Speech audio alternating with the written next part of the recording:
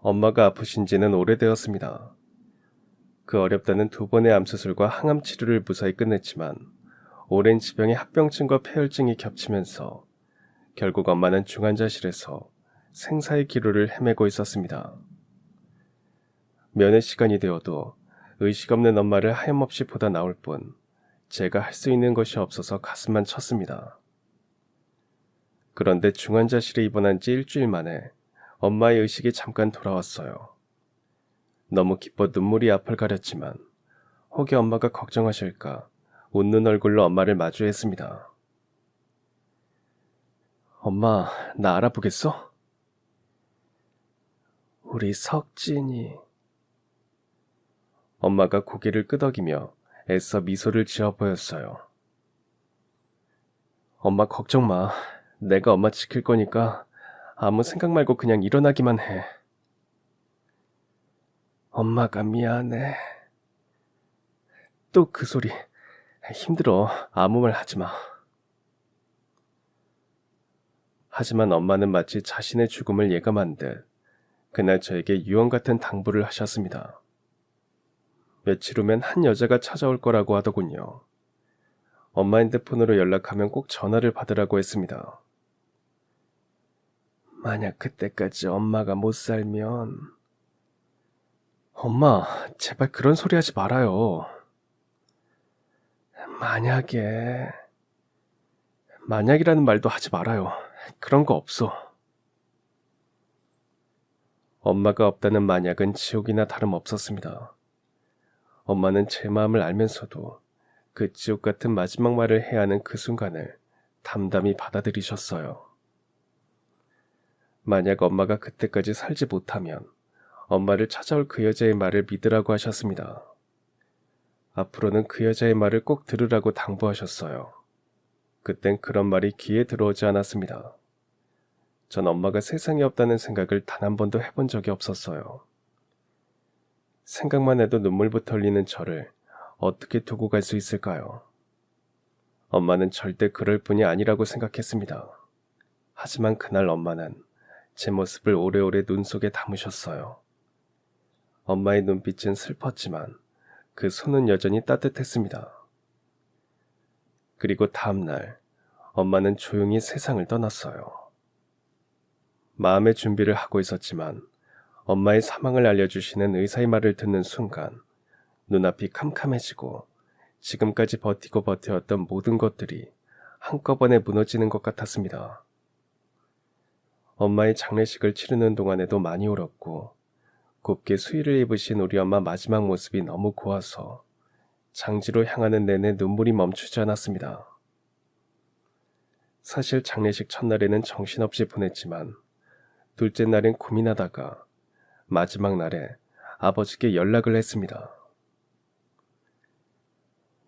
네가 무슨 낯짝으로 전화를 했어? 어머니가 돌아가셨어요.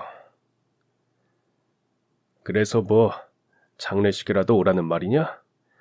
네 엄마하고 내가 왜 이혼을 했는데 벌써 잊었냐? 이 뻔뻔한 자식 같으니. 네 엄마도 나 오는 거 원하지 않을 거야. 그리고 다시는 연락하지 마. 아버지의 차갑고 모진 소리에 전 할 말이 없었습니다. 네, 부모님이 이혼하신 이유가 저 때문이 맞습니다. 제가 그렇게 불효자였어요. 그래도 한때는 부부의 연으로 살았으니 엄마 가시는 마지막 길 아버지가 배웅해 주셨으면 했는데 여전히 아버지는 저에 대해 원망이 깊으신 듯 했습니다. 쓸쓸히 엄마 장례를 마치고 텅 빈 집에 오니까 새삼 엄마가 없구나. 이제 정말 혼자구나 실감이 났습니다. 엄마 유품을 정리하면서 아무리 안 우려고 해도 그냥 눈물이 줄줄 흘러서 울다 지쳐 잠이 들고 다시 깨어나면 또 울다 잠이 들었어요. 며칠이 지났는지도 알 수 없었는데 문득 전화벨이 울렸습니다. 엄마 핸드폰이었어요. 잠결에 받았는데 웬 낯선 여자의 목소리였습니다. 혹시 이강희 씨 핸드폰 아닌가요? 문득 엄마의 유언이 떠올랐습니다. 만약 엄마가 죽고 난 뒤 한 여자가 찾아온다면 무조건 그 여자의 말을 들으라고 했던가요? 도대체 누구길래 엄마는 그런 말을 마지막까지 유언으로 당부했는지. 여자와 만나기로 약속을 정하고 약속 장소로 향하는 내내 가슴이 묘하게 떨리고 긴장이 됐습니다. 조금 일찍 약속 장소에 도착해서 기다리는데 여기 또 언젠가 엄마와 함께 왔던 기억이 났어요. 엄마는 몸이 차가워서 늘 따뜻한 홍차를 즐겨 드셨습니다. 홍차도 카페인이 있다고 하자 나중에는 레몬차나 유자차를 드셨죠. 엄마는 제 곁에 없는데 모든 순간 모든 곳에 엄마가 있는 것 같아서 마음이 또 심란해졌습니다. 자꾸만 눈물이 쏟아질 것 같아서 눈앞이 흐려지는 그때 누군가가 다가왔어요. 최석진 씨 되십니까? 여자를 쳐다본 순간 전 깜짝 놀랐고 숨이 멎는 듯 했고 그리고 오열하고 말았습니다. 사람들은 자신의 인생 이야기를 하게 되면 보통 어디서부터 시작할까요? 사회 유명인사들은 사람들이 듣고 싶어하는 성공 스토리를 풀어놓겠죠. 인기 많은 연예인들은 처음 어떻게 연예인이 되었는지 그 비하인드 스토리를 얘기하고요. 평범한 사람들은 가족 이야기를 하나요? 아니면 학창시절 얘기? 그럼 저처럼 고아들은 어떻게 버려졌는지, 왜 고아원에 가게 되었는지 말해야 할까요? 대학을 졸업하고 취직을 하기 위해서 서류를 접수하는데 자기소개서를 적어야 했습니다. 전 한참 고민했어요. 저를 소개한다는 것이 저의 어디서부터를 소개해야 맞는 건지 모르겠더군요.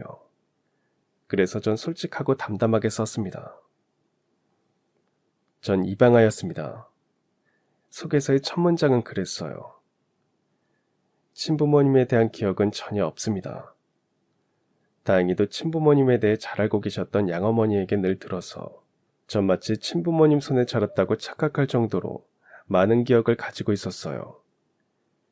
그건 양어머니의 배려였고 전 결코 버려진 아이가 아니라는 것을 알려주시려 했던 진심이었습니다. 친부모님은 새로 이사갈 집을 보고 오시는 길에 교통사고를 당하셨습니다. 두 분 다 열심히 일을 하셨고 드디어 집을 장만하셨답니다. 아이가 태어나면 햇빛 잘 드는 집에서 햇살처럼 눈부시고 찬란하게 잘 키워보자고 약속하시며 저의 태명은 햇살로 지으셨대요. 집을 보러 간 곳은 대단지 아파트였는데 완공된 곳도 있었고 아직 짓는 곳도 있었답니다. 신도시 아파트 단지라 제대로 도로가 잘 정비되지 않아 불편했고 여전히 트럭들이 자재들을 싣고 위험하게 질주했지만 그래도 친부모님은 우리의 보금자리를 마련했다는 뿌듯함을 안고 집을 둘러본 뒤 막 큰 도로로 나오던 길이었습니다. 공사 현장에서 급하게 나오던 트럭이 무게중심을 이기지 못한 채 쓰러지면서 바로 옆에 서 있던 친부모님 차를 그대로 밀어버렸대요. 너무 끔찍해서 경찰들도 구급대원들도 손이 다 떨릴 정도였다는데 어머니는 마지막 순간까지 만삭의 배를 꼭 안고 버티고 있었답니다. 구급대원들은 어머니의 숨이 아직 희미하게 남아있다는 것을 알고 급히 병원으로 옮겼고 대기하고 있던 의료진들은 서둘러 응급수술에 들어갔습니다. 아이는 무사히 태어났지만 끝내 어머니는 눈을 감으셨대요. 그 아이가 바로 저였어요. 그때 친어머니는 간호사셨는데 마침 그 병원이 어머니가 일하던 곳이었고 양어머니는 절친이자 동료 간호사였습니다. 신도시 공사 현장에서 불의의 사고로 죽은 어느 부부의 이야기는 신문에도 나왔는데 그 소식을 접한 사람들은 만삭의 아내가 마지막까지 아이를 지켰다는 사실에 다들 눈시울을 붉혔답니다. 하지만 친부모님 두 분 다 부모님이 돌아가시고 안 계셨고 형제도 없어서 장례식은 쓸쓸했습니다. 동료나 친구들이 돌아가면서 장례식장을 지켰지만 다들 태어난 아이는 어떻게 하냐고 걱정들을 했대요. 양어머니는 뜻하지 않은 절친의 죽음과 남겨진 아이를 보면서 참 많이 울었답니다. 전 한동안 신생아실에 입원해 있었어요. 부모님이 사망했기 때문에 갈 곳이 정해질 때까지 병원이 임시로 맡기로 했죠. 양어머니는 신생아실 담당이 아니었지만 매일 찾아와서 저를 안아주시고 분유를 타서 먹여주시며 이 어린 것을 굽어 살펴달라고 기도했답니다. 하지만 절 거두어줄 마땅한 친척이 없는 상태라 결국 시설로 보내지게 되었어요. 양어머니는 마음이 너무 아팠지만 부디 좋은 곳에 입양 가기를 바라며 저를 배웅했답니다. 그때 양어머니도 결혼해서 3살 아들이 있었습니다. 설령 양어머니가 결혼을 하지 않았다고 해도 저를 입양한다는 건 쉬운 일이 아니었을 거예요. 시설에 보내진 저는 적당한 입양자가 나타나지 않았고 3살 때 어느 고아원으로 다시 갔습니다. 거기까지도 전 기억이 없어요. 양어머니께서 말씀해 주셔서 그랬구나 막연하게 생각할 뿐입니다. 양어머니는 간간히 제 소식을 듣고 있었답니다. 제가 시설에 있을 때는 조용히 후원을 해주시기도 했고요. 하지만 자기 자식도 기르기 힘든데 아무리 절친이라고 한들 남의 자식을 끝까지 지원한다는 건 쉽지 않았을 겁니다. 그렇게 5년이 지난 어느 날이었어요. 양어머니는 다른 병원으로 직장을 옮겼는데 마침 그곳에서 결연을 맺은 고아원이 바로 제가 있는 곳이었답니다. 뭔가 운명 같은 느낌이 들었다고 했습니다. 그동안 잊고 살았는데 다시 저를 보게 된 양어머니는 8살이 된 저를 끌어안고 많이 우셨어요. 전 그 기억만큼은 선명합니다. 웬 간호사 아줌마가 제 이름을 부르면서 따뜻하게 안아주시던 그 장면은 이상하게 나이가 들어도 잊혀지지 않고 선명하게 남아있어요. 양어머니는 그렇게 한 달에 한 번 의료봉사를 오셨고 오실 때마다 각별히 저를 챙기셨습니다. 물론 오지 않으실 때도 일주일에 한 번 정도는 제 옷이나 먹을 것을 붙여주시곤 했어요. 그럼 전 꼭 양어머니께 전화해서 감사하다고 인사를 했습니다. 아줌마, 저 석진이에요. 안녕하셨어요. 그래. 우리 석진이도 밥 잘 먹고 공부도 열심히 하고? 네, 아줌마 덕분이에요. 오늘 보내주신 옷도 너무 마음에 들고 동화책도 정말 제가 읽고 싶었던 거예요. 감사합니다. 아휴, 우리 석진이는 어쩜 이렇게 말도 예쁘게 할까? 뭐 또 먹고 싶은 건 없어? 아줌마가 보내줄게. 그리고 석진아, 속상한 일이 있거나 아줌마에게 하고 싶은 말 있으면 언제든 전화해. 알겠지? 그래도 돼요? 당연히 되지. 전 양어머니가 친부모님이 보내주신 천사가 아닐까 생각한 적도 있었습니다. 사실 학교에 입학하고 나서 반 친구들이 고아라고 심하게 놀렸거든요. 제가 고아가 되고 싶어서 된 것도 아닌데 고아라는 이유로 무시당하는 게 참 억울했어요. 고아원 원장님께 말씀드려봤자 그냥 참고 넘기라고 하실 게 뻔해서 혼자 소가리만 하고 있었는데 양어머니가 언제든 말하라고 해서 전 전화로 다 털어놓았습니다. 다 말하고 나니까 너무 속도 시원하고 그동안 참았던 서름이 생각나서 그런지 눈물이 터져버렸어요. 양어머니는 실컷 울라고 하셨습니다. 참으면 병된다고 말입니다. 그리고 며칠 뒤 학교에서 학부모 참관 수업이 있었는데 양어머니가 병원에 휴가까지 내고는 오셨어요. 고생하고 지적으로 차려입은 양어머니의 모습에 친구들은 눈이 휘둥그레졌습니다. 전 그때도 잊을 수가 없어요. 엄마들 가운데 양어머니가 제일 키도 크고 예뻤어요. 그 뒤로는 학교에 필요한 일이 있으면 양어머니께서 항상 와주셨습니다. 아줌마, 오늘 와주셔서 정말 감사해요. 석진아, 학교에선 아줌마라고 부르지 말고 그냥 엄마라고 해. 석진이 엄마로 온 건데. 그리고 엄마 있으니까 앞으로는 절대 친구들 앞에서 기죽지 마. 알겠지? 전 울컥했습니다. 세상 천지에 믿고 의지할 사람 없는 고아에게 양어머니는 정말 한 줄기 빛 같은 존재였고 어느 순간 제가 살아가는 기쁨이자 이유가 되었어요. 전 양어머니가 친엄마였으면 좋겠다고 생각한 적도 있고, 양어머니가 날 입양했으면 좋겠다고 생각한 적도 있었습니다. 하지만 그건 안 될 일이었어요. 양어머니에겐 저보다 3살 많은 아들이 있었습니다. 가끔 양어머니 집에 초대되어 가서 밥을 먹을 때가 있었어요. 대개 그럴 때는 제 생일이었는데 양어머니가 직접 미역국을 끓여주셨고 3살 많은 형은 자기가 아끼던 장난감이나 학용품을 선물로 주기도 했습니다. 양아버지는 잘 보지 못했습니다. 물론 그땐 제가 입양되기 전이기도 했지만 늘 지방 출장이 잦은 편이셔서 좀 제 얼굴 보기가 힘들었어요. 그래서 양아버지에 대한 느낌은 없었습니다. 양어머니가 다정다감하신 편이라면 형은 고작 저보다 3살 많은데도 참 신중하고 생각이 깊다고 느껴졌어요. 양어머니 집에 갔다가 고원으로 돌아갈 때가 제일 싫고 힘들었습니다.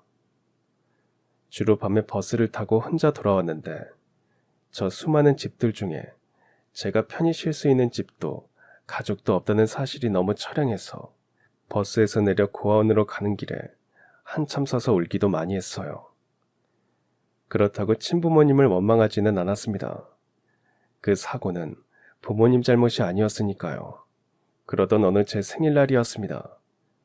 보통은 양어머니 집에 가서 케이크도 자르고 미역국도 먹고 그랬는데 그날은 백화점에 가서 생일 선물로 옷과 신발을 사주시겠다고 했습니다. 옷도 몇 벌씩 사고 신발도 사고 맛있는 것도 먹었습니다.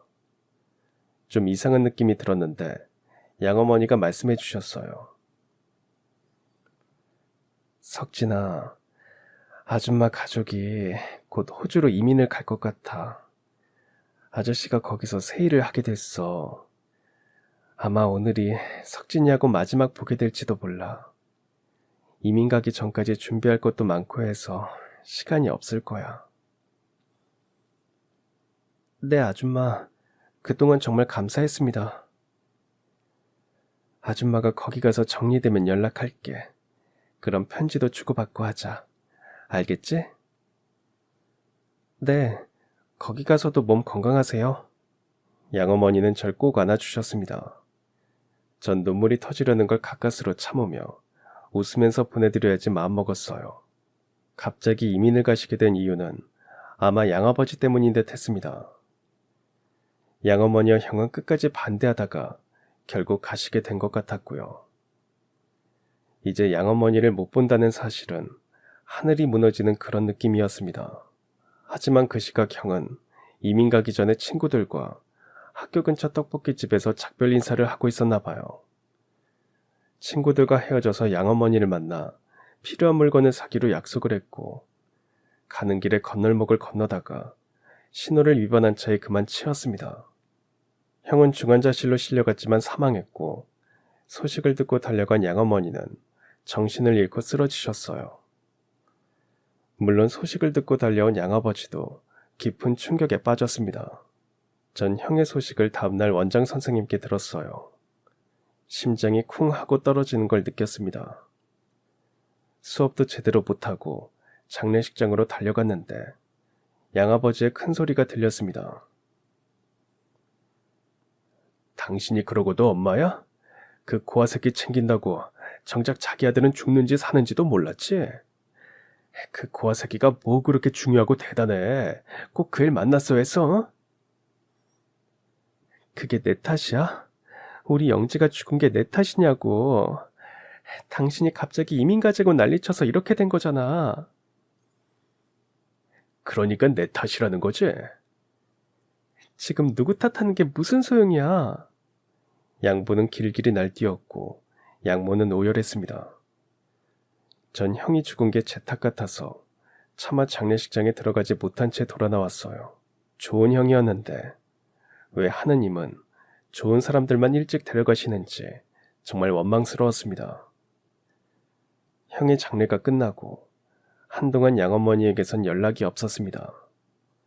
저도 연락드릴 수가 없었어요.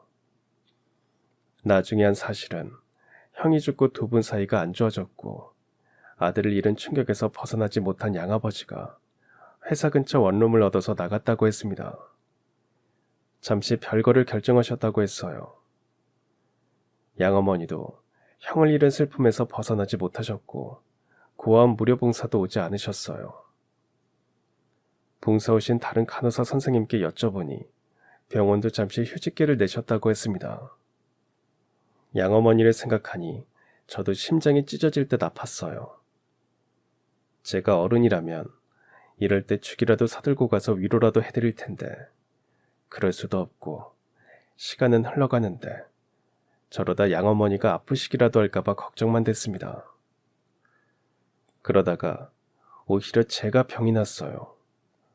갑자기 입맛도 없어지고 매사 의욕이 없었습니다.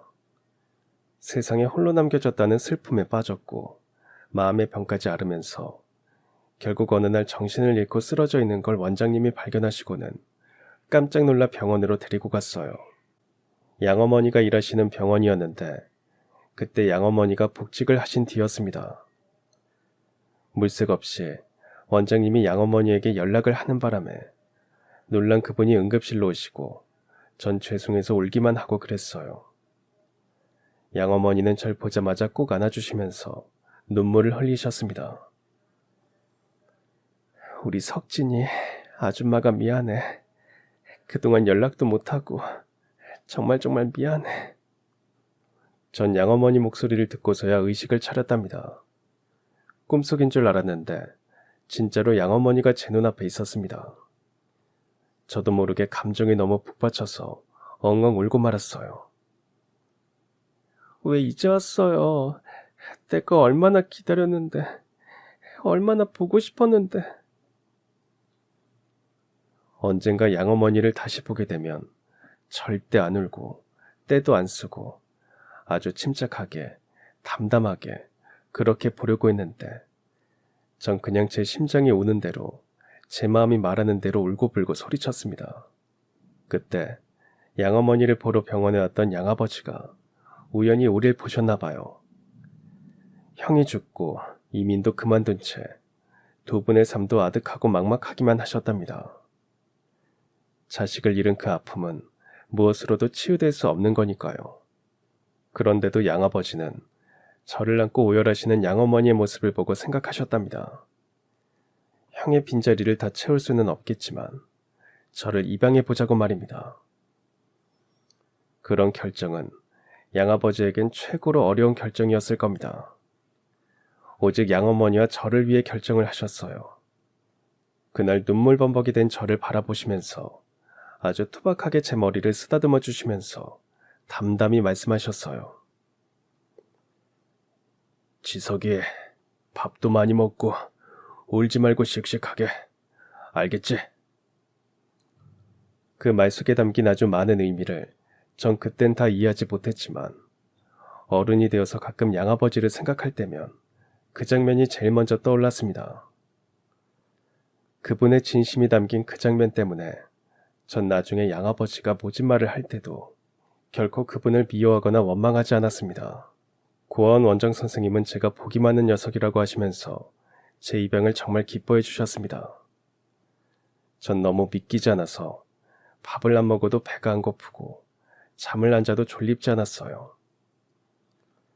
이제 정말 세상의 모든 행복한 일들만 저에게 올 것 같아서 심장도 쉴 새 없이 가볍게 뛰었습니다.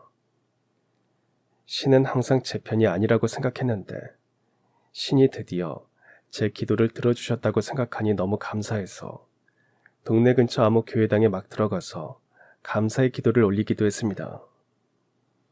그리고 저에게도 부모님이 생겼다는 사실이 너무너무 좋았어요. 좋다는 말로는 부족했습니다. 전 정말 두 분께 잘하고 싶었고 효자가 되고 싶었고 착한 아들이 되고 싶었어요. 양아버지와는 어색했지만 저와 가까워지려고 노력을 많이 하셨습니다.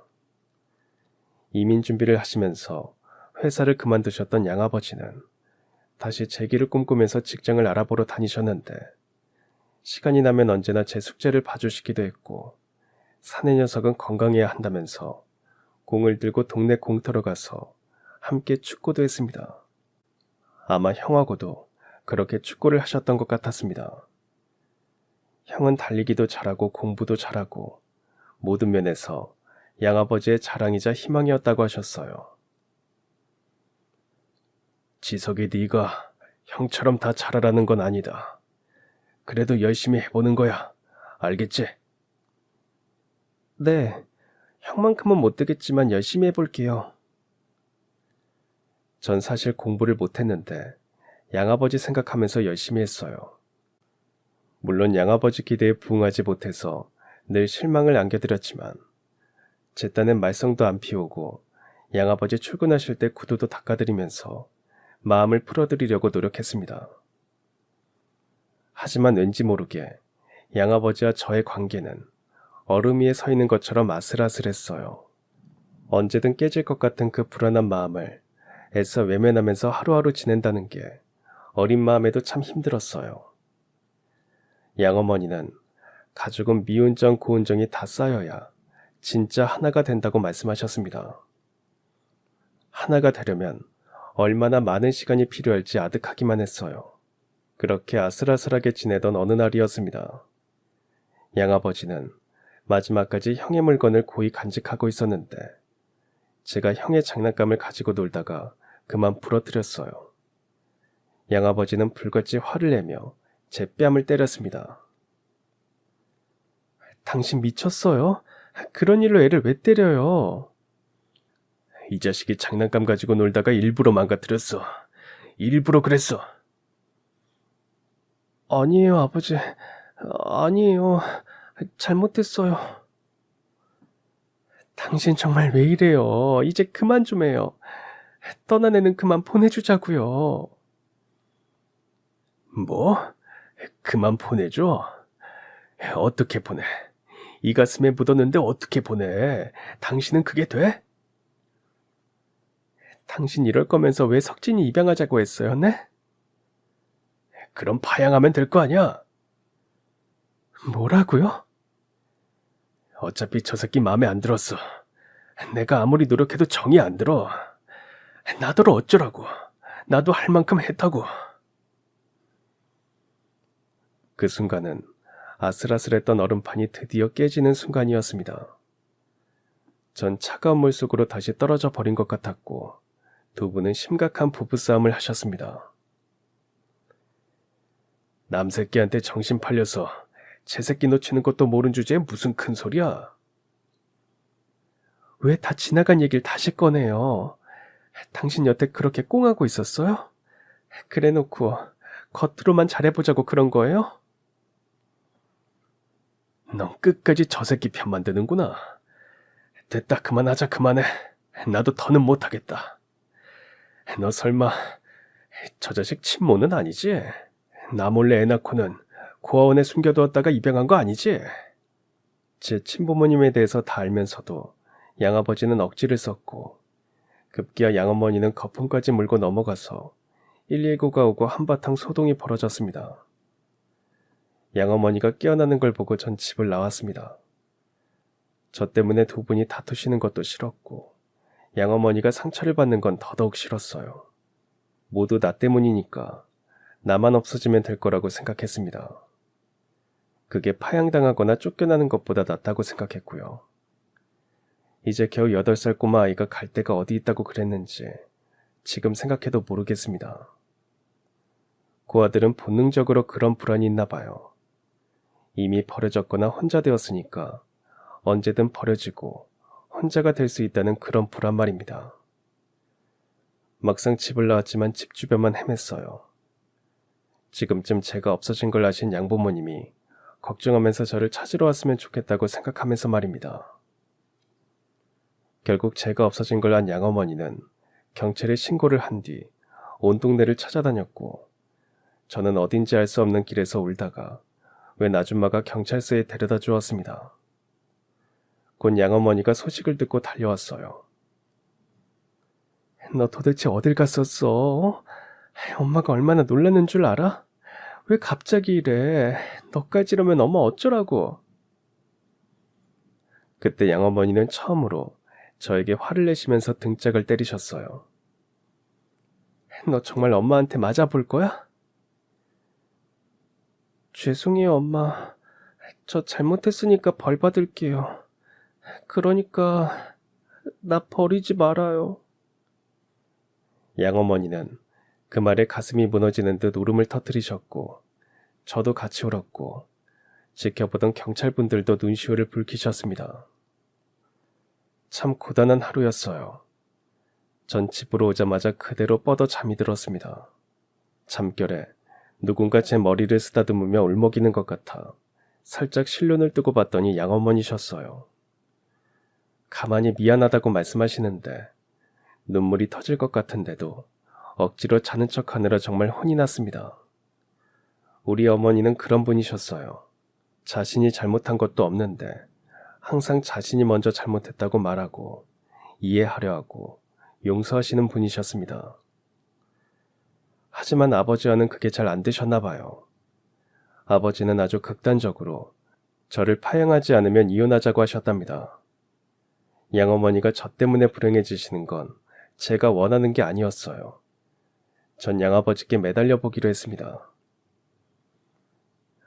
아버지, 제가 다 잘못했습니다. 그러니까 엄마하고 헤어지지 마세요. 어린 놈이 뭘 안다고 어른들 일에 참견이야?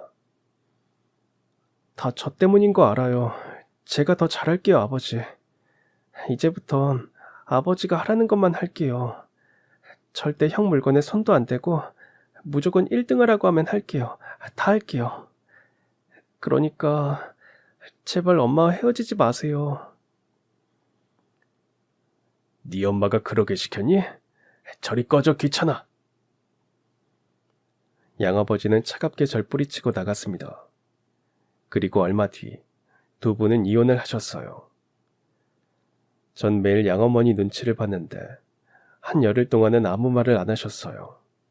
그냥 제 밥을 챙겨주고는 병원에 출근하셨고 밤늦게 들어오셔서는 못 먹는 술을 몇 잔 마시다가 잠이 드셨습니다. 전 엄마가 속을 다 버릴까 걱정돼서 학교에서 급식으로 주는 우유를 안 먹고 가지고 와서 엄마 먹으라고 식탁에 올려놓고 등교했습니다. 엄마도 힘들었고 저도 하루하루 참 힘들었어요. 엄마를 이혼까지 시키게 만든 제 존재가 참 싫었습니다. 그렇다고 엄마를 혼자 내버려 둘 수는 없었어요. 제 우유에 감동받은 듯 엄마는 다시 기운을 차리셨고 병원도 옮기고 이사도 하면서 전 자연스럽게 전학을 갔습니다. 형을 가슴에 묻은 아픔도 이혼의 아픔도 모두 잊고 새 출발하려고 안간힘을 쓰셨어요. 어떻게든 절 잘 키우는 것으로 모든 것을 다 털어버리려고 하셨고 늘 저에게 최선을 다하셨습니다. 아마 친부모님도 그렇게 하지 못했을 겁니다. 전 그런 양어머니를 보면서 꼭 보답할 수 있는 아들이 되겠다고 늘 다짐했고 그런 사람이 되려고 노력했어요. 엄마의 간호사 일은 3교대였는데 일을 하시는 엄마가 조금 더 신경 쓰시지 않게 혼자 밥도 잘 챙겨 먹고 숙제도 잘 해냈습니다. 중학생이 되어서는 청소는 물론 빨래도 해서 베란다에 널고 개어서 서랍에 넣는 것도 척척 잘했어요. 엄마가 밤 근무를 하고 아침에 오실 때는 엄마 밥도 따뜻하게 차려놓고 학교에 갔습니다. 메모도 잊지 않았죠. 엄마, 밤새 수고 많으셨어요. 밥 차려놓은 거 드시고 푹 주무세요. 사랑합니다. 전 매일 엄마에게 메모를 썼습니다. 되도록 엄마가 기운날 수 있는 말들만 골라서 쓰느라 명언집도 뒤지고 시집도 읽어보고 그랬어요. 그때 가장 제 마음을 울린 글이 있었는데 피천득 수필가의 엄마에 대한 글이었습니다. 엄마는 나의 영광, 엄마가 나의 엄마였다는 것은 내가 타고난 영광이었다. 내 기억으로 엄마는 나에게나 남에게나 거짓말한 일 없고 거만하거나 비겁하거나 몰인정한 적이 없었다. 내게 좋은 점이 있다면 엄마한테서 받은 것이다. 딱 제 마음을 그대로 표현한 것 같았습니다. 그렇게 나의 영광인 엄마는 어느새 병원에서 수간호사가 되셨고 저도 고등학생이 되었어요. 입시를 치르고 서울에 있는 좋은 대학에 갈 수 있는 성적임에도 불구하고 전 엄마 곁에 있기 위해서 지방대학에 장학금을 받고 입학했습니다. 석진아, 그냥 서울에 있는 대학에 가. 엄마 걱정하지 말고. 서울이든 지방이든 자기만 열심히 하면 돼요. 엄만 지방대학이면 취직 잘 안 될까 봐 그래요? 그것도 그거지만 아무래도 서울 쪽 대학이 훨씬 기회도 많을 거잖아. 네 인생은 이제 시작인데 엄마 때문에 벌써부터 포기하고 접고 그러는 거 엄마 싫다. 엄마 때문에 포기하고 접는 거 없으니까 걱정 붙들어 매세요. 그냥 엄마 곁이 편하고 좋아요. 서울 명문대에 가면 인생에 좋은 기회가 많을 거라는 건 상황이나 생각에 따라 다르다고 믿었습니다. 어디서든 자신이 얼마나 해내고 어떤 생각을 하느냐가 더 중요하다고 생각했어요. 엄마의 걱정을 덜어드리려면 지방대학을 나와도 보란듯이 좋은 곳에 취직할 수 있다는 것을 증명하고 싶었습니다. 군대를 제대하고 대학을 졸업하고 전 지방 공기업에 한 번만에 취직을 했어요. 공기업이라 서울 명문대생들도 많았지만 전 엄마에게 한 약속을 지켰습니다. 저보다 엄마가 더 좋아하셨고 제가 입양된 걸 아시는 엄마 지인분들은 모두 장하다고 칭찬을 하셨습니다. 드디어 네 엄마 고생한 보람이 있다고 말입니다.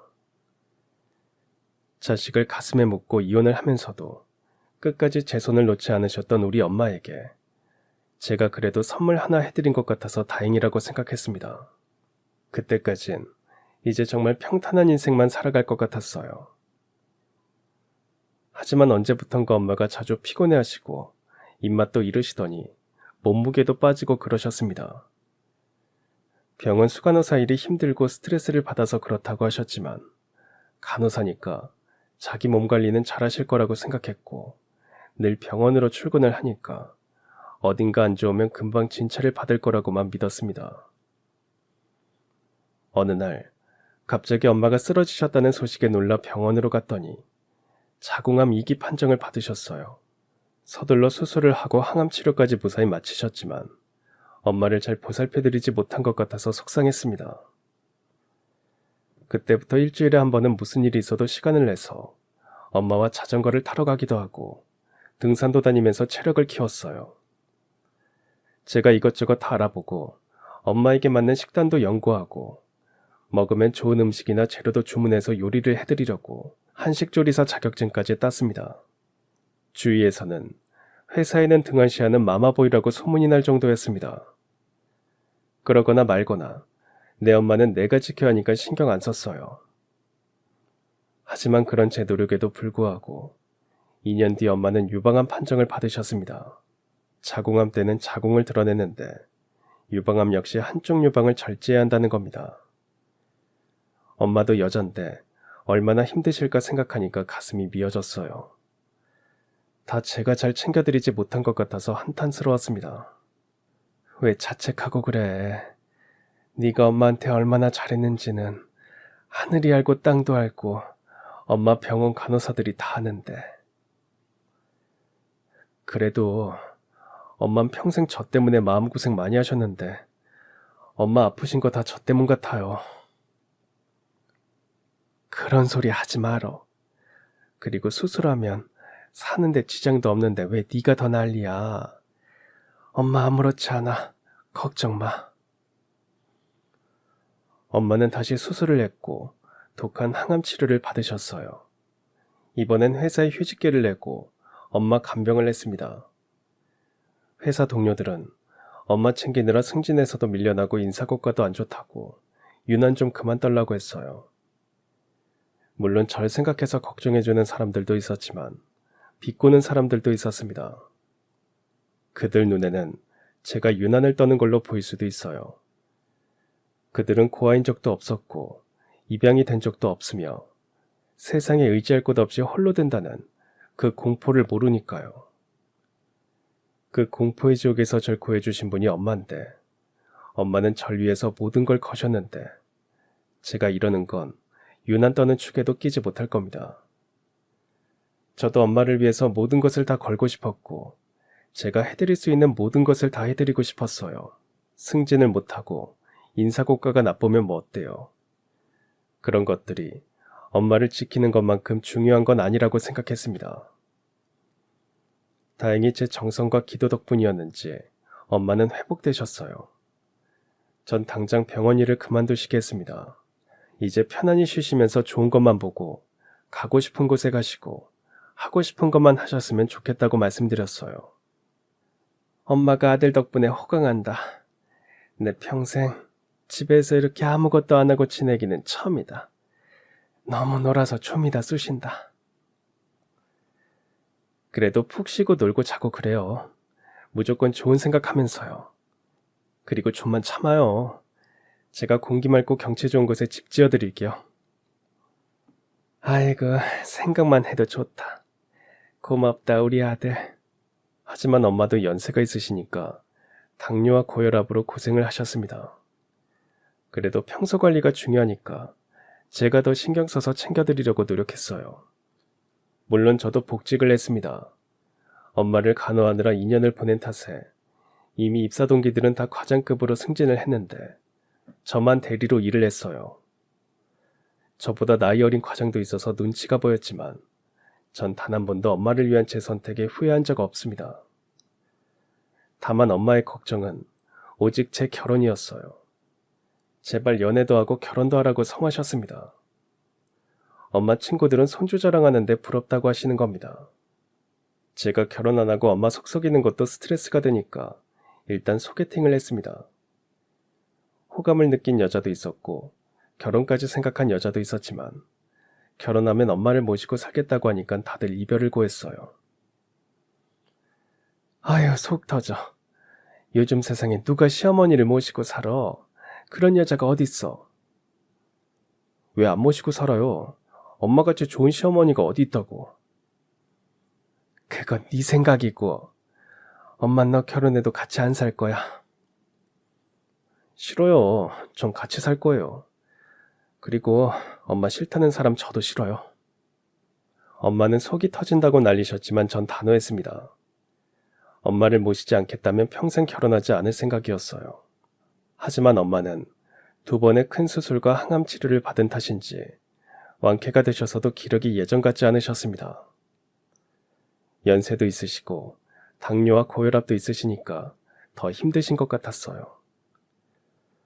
혹시 다른 곳으로 종양이 또 전이가 된 건 아닌지 정기검사도 빠지지 않고 했고 전이 된 건 없었지만 점점 활기를 잃어가셨습니다. 그러던 어느 날 결국 엄마는 당뇨합병증으로 쇼크가 왔고 중환자실에 입원하게 되셨어요.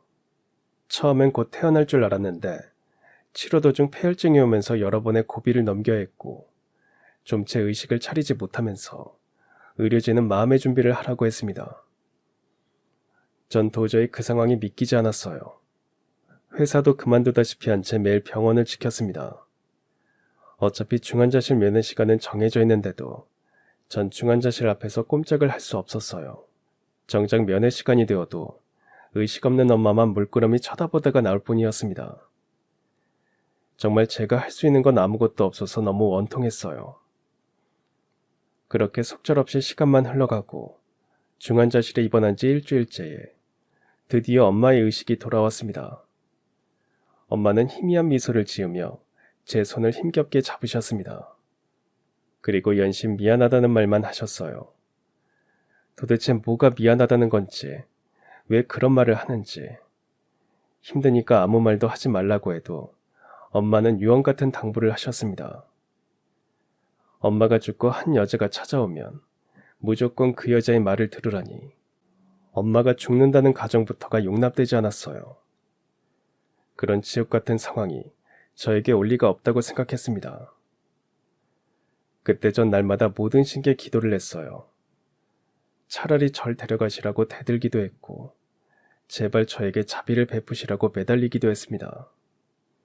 만약 우리 엄마를 살려주신다면 전 평생 불행해도 된다고 모든 신께 소리쳤어요. 하지만 신은 엄마를 데려가셨습니다. 신은 항상 제게 소중한 사람들을 빨리 데려가셨어요. 친부모님도, 형도, 엄마도. 엄마 없는 삶은 단 한 번도 상상조차 해보지 않았는데 전 혼자서 엄마의 장례식장에 앉아 울기만 했습니다. 너무 울어서 장례식을 어떻게 치렀는지 기억도 없어요. 심장이 찢어지는 것 같고 세상은 암흑 같기만 했습니다. 3일째 되던 날, 망설이고 망설이다 양아버지에게 전화를 했지만 이미 끊어진 인연이라고 차갑게 말했습니다. 다시는 연락하지 말라고 하셨죠. 언젠가 엄마를 통해서 양아버지가 재혼을 했고 아들을 낳았다는 소식을 들었습니다. 그때 방으로 들어가 조용히 울던 엄마의 모습이 떠올라 또 가슴이 미어졌어요. 엄마의 장례를 마치고 전 맥을 놓아버리고 말았습니다. 사는 게 의미가 없게 느껴졌어요. 그냥 지쳐 잠이 들고 깨어나 다시 잠이 들었습니다. 자도 졸립기만 했어요. 꿈에서라도 엄마를 볼 수 있을까? 전 계속 꿈속을 헤맨 것 같았어요. 그렇게 며칠 뒤 한 통의 전화를 받았습니다. 엄마를 찾는 여자였고 엄마가 말한 그 여자였습니다. 엄마가 죽고 난 뒤 찾아오는 그 여자의 말을 들으라고 했는데 도대체 무슨 말을 들어야 하는 건지 전 긴장을 누르며 약속 장소로 나갔습니다. 여자를 기다리는 동안 엄마를 만나고 살아냈던 모든 순간들이 주마등처럼 스쳐 지나갔어요. 많이 울고 웃었고 많이 행복했던 순간들이 오롯이 남았다는 생각에 이제 더는 울지 말자고 생각했습니다. 나약한 모습만 보이면 엄마도 많이 속상해하실 것 같았죠. 겨우 마음을 추스르는데 문득 한 여자가 다가왔습니다. 그 여자를 본 순간 전 말문이 막혔고 심장이 무섭도록 뛰었어요. 그 여자는 저와 너무도 닮은 모습이었습니다. 마치 거울을 보는 것 같았어요. 제가 너무 당황해하니까 여자는 이미 모든 것을 다 알고 있다는 듯 자기소개를 했습니다. 안녕하세요. 최석진 씨? 전 미국에서 온 정유라라고 합니다. 정유라. 그 여자는 제가 몰랐던, 그러니까 양어머니가 저에게 말해주지 않았던 제 출생의 비밀을 털어놓았습니다. 사실 만삭의 친어머니는 사고를 당한 그날 수술을 했고 일란성 남녀 쌍둥이를 낳았답니다. 두 아이는 한동안 신생아실에 있었는데 특히 여자아이는 2kg도 안 되게 태어나서 인큐베이터 속에 있었답니다. 친부모는 죽었고 두 아이를 맡을 친척은 없었기 때문에 저는 먼저 시설로 옮겨졌지만 여자아이는 여전히 인큐베이터 속에서 지냈죠. 그런데 우연히 그 병원에서 불임 진단을 받고 가던 부부가 여자아이의 안타까운 소식을 듣게 되었습니다. 부부는 고민 끝에 여자아이를 입양하기로 결정했대요. 그때 부부는 미국 이민을 준비 중이었는데 석 달 뒤 건강하게 태어난 여자아이는 부부와 함께 미국으로 떠났답니다. 그때 양어머니는 가끔 신생아실에 들려서 여자아이를 돌보기도 하셨고 아이가 미국으로 간 뒤에도 부부와 연락하면서 소식을 간간히 들었답니다. 여자아이가 잘 자라고 있다는 것에 안도하면서 고아원에서 지내게 된 제 소식에 안쓰러워하면서 말입니다. 양어머니는 쌍둥이 여동생에 비해 입양되지 못한 저를 어떻게든 후원하고 싶어서 지원을 했고 생일이면 집에 데려와서 미역국도 끓여주시고 학교 일에도 참석하시면서 가능한 엄마의 정을 느끼게 해주고 싶었답니다. 아마 형의 죽음이 아니었다면 어쩜 전 입양하지 않았을 수도 있을 겁니다. 운명처럼 양어머니는 절 입양하셨고 저 때문에 이혼을 하셨지만 열심히 최선을 다해서 키워내셨어요. 그리고 언젠가 제가 어른이 되면 일란성 쌍둥이 여동생이 있다는 사실을 알려줄 생각이었답니다. 너무 어려서 그런 사실을 알면 충격을 받을 수도 있다는 염려를 하셨던 거죠.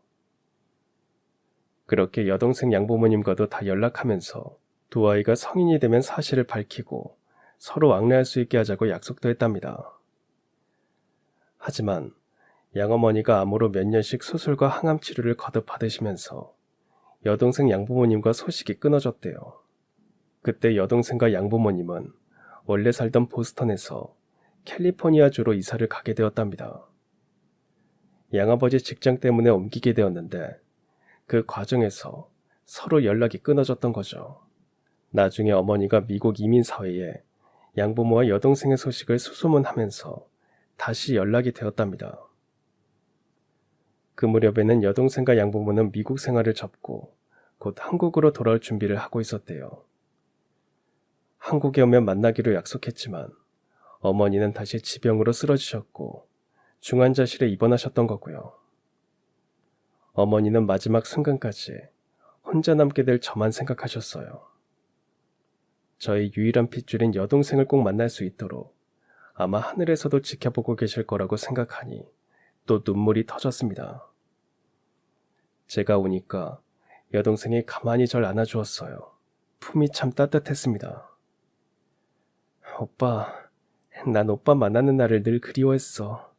그래서 난 무척 기뻐. 여동생은 오랜 미국 생활을 했지만 그런대로 한국말을 잘하는 편이었습니다. 유라야, 오빠 찾아줘서 고마워. 오빠 만나서 기쁘다고 말해줘서 정말 고마워. 전 그렇게 30년 만에 출생의 비밀을 알게 되었고 쌍둥이 여동생을 만났습니다. 우리 어머니가 여동생 양어머니에게 그런 말을 하셨답니다.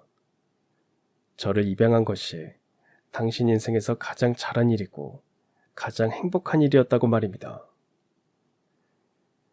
엄마, 저도 엄마의 아들로 살 수 있어서 가장 행복했고 가장 좋았습니다.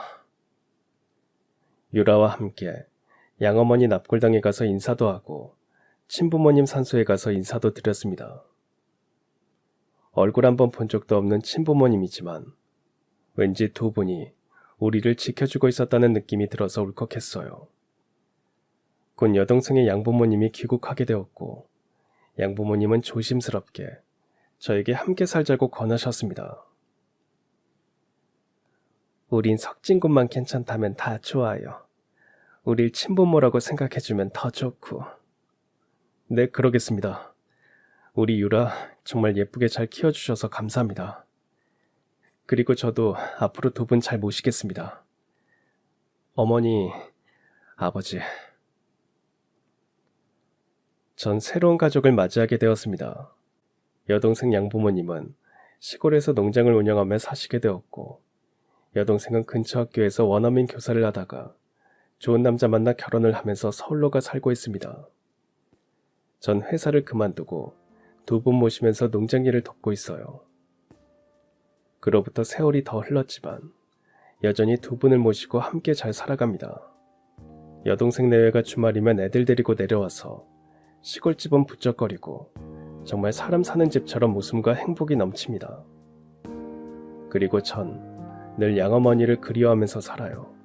40을 넘기면서부터는 여기 양부모님도 결혼하라는 말을 포기하셨습니다.